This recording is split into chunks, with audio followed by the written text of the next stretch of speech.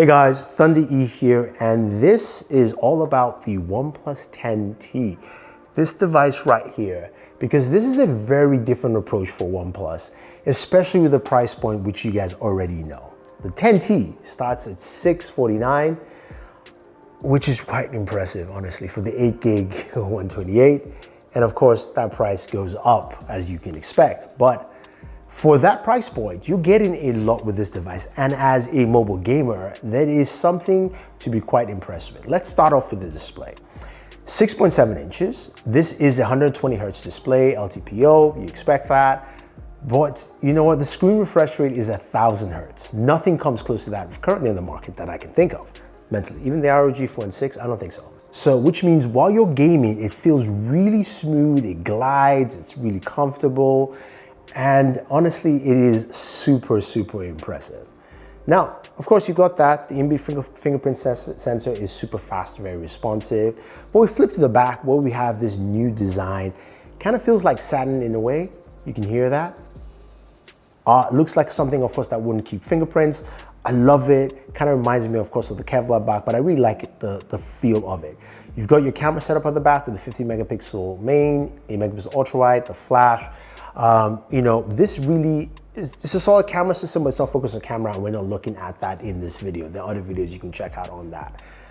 But this houses a couple of things in here. Let's start off with the very first thing, the Snapdragon 8 Plus Gen 1 processor. So this is the latest Snapdragon processor, something we saw in the ROG Phone 6, which we see here in this device. What does that mean? It means that automatically you're getting better performance than anything that had Snapdragon 8 Gen 1. But it's not just the processor, it's also the cooling they've actually included into this device. They've got the next generation 3D cooling, and you're gonna see temperatures and performance that, absolutely blows your mind. So let's just put it this way.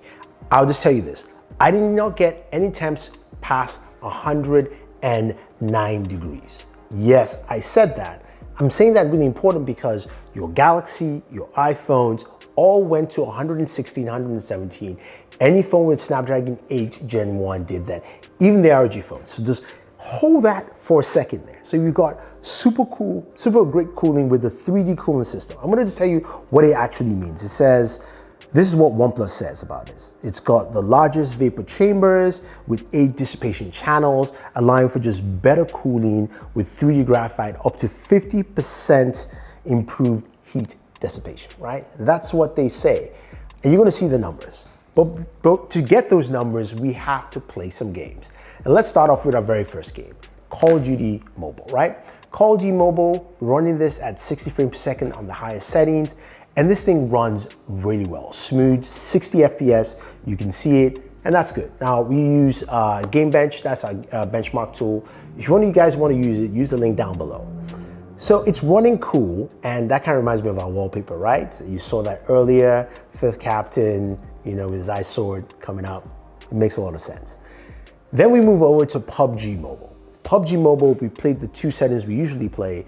First of all, is Smooth Extreme. That did 60 frames per second, no issues all the way through, and that was nice. And then we went over to Ultra HD Ultra, and we did a solid 40 frames per second. Again, you can definitely do more. With updates, we'll see if developers will actually open this up to actually give us higher frame rates. But before we get to Genshin Impact, let's go over to Apex Legends Mobile, which does a solid 40 frames per second. You can crank it to do 60, but the recommended setting said it was, you know, ultra and high, and that gave us 40. Game played well. I won my game because Apex Legends is great. Honestly, it's just a bunch of noobs. That's probably why I'm winning. But it's a great game. I love it. It played really, really well. Now you're thinking, at this time, what kind of temperatures was I getting while playing? Well, playing those 3 games, my average temperature was around 99 degrees Fahrenheit, roughly around 35, 36 for playing PUBG Mobile, Call of Duty Mobile, and Apex Legends. Now here's the big one. We went over and played some Genshin Impact. Now Genshin Impact, we know is poorly optimized. When you max out the settings, this thing runs really hard. It ran hard on the ROG Phone 6, clearly ran hard there. On this, we played for about 30 to 40 minutes. Actually, 30 minutes was what we used for the recording, but later on we played for now 40 minutes. and we got an average frame rate of 46 frames per second. That is better than your Galaxy S21 Ultra, better than the iPhone, better than almost any other device other than a gaming phone. Mind you, this is not considered strictly a gaming phone. It's a OnePlus 10T, right? We got 46 frames per second, and our max temperature here was about roughly 106 to 109 degrees. That's pretty much it. Didn't get any hotter than that. And that is truly impressive. Now, I was excited to see this because while gaming, my hands didn't burn up. It didn't feel super hot. I didn't need to cool the device down. That cooling absolutely works. And also, the game engine works because they have a lot of game features that really go a long way to helping you game properly. They've got a Hyper Boost engine, and they've also got this really cool game center in there, right? So which is pretty easy to access. You go into your game itself, you swipe down from either the left or the right-hand corner of the screen, and this gives you your game center, right? And here, you've got a ton of features. You can go ahead and set your performance settings. You can do game focus. You can also look at the system stats to show you your benchmarks on screen. There's a voice recorder, orientation, and you can also see your temperatures. So you can see the temperatures on screen while you are playing the game. And I also use my temperature gun as well, but you can clearly see that there, which is good. Now, this device comes with a dual cell 4800 milliamp battery. It's a dual cell 7C battery, which allows for faster cooling because it also comes with a 160 watt charging block. Now, the charging is rated at 125 watts, and you're wondering why 160 when it's 125? Simple. It's because it allows you to charge effectively at 125. So we did that because OnePlus said it would take you 20 minutes from 1% to 100. We did 0 to 100, and in 5 minutes, we were already at past 50%. In 10 minutes, we were past 75. And 20 minutes, it was about 98%. But finally, it finished at 22 minutes and 37 seconds. Now you're also wondering, what about the device? Did it run super hot?